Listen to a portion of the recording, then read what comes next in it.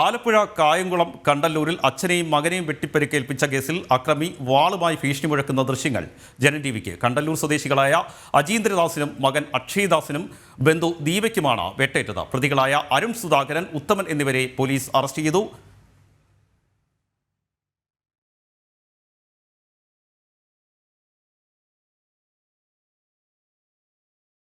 വിശദാംശങ്ങളുമായി നിഷ ദിലീപ് ചേരുന്നുണ്ട്. നിഷ, വിശദാംശങ്ങൾ.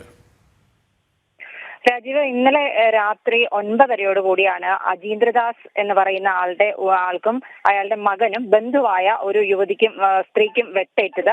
അക്രമം നടത്തിയ കണ്ടല്ലൂർ തന്നെയുള്ള അഞ്ചുതെങ്ങിൽ പടിയിട്ടതിൽ അരുൺ സുധാകരൻ, ഉമേഷ് ഉത്തമൻ എന്നിവരെയാണ് കനകക്കുന്ന് പോലീസ് അറസ്റ്റ് ചെയ്തിരിക്കുന്നത്. പോലീസ് പറയുന്നത് ഈ രീതിയിലാണ്. അജീന്ദ്രദാസിന്റെ ഉടമസ്ഥതയിലുള്ള പൈപ്പ് ജംഗ്ഷനിലെ കട അടച്ച് മകൻ അക്ഷയുമായി അജീന്ദ്രദാസ് റോഡിലേക്ക് ഇറങ്ങുമ്പോൾ പ്രതികൾ കയ്യിൽ കരുതിയിരുന്ന മൂർച്ചയുള്ള ആയുധം കൊണ്ട് അജീന്ദ്രദാസിനെ വെട്ടുകയായിരുന്നു.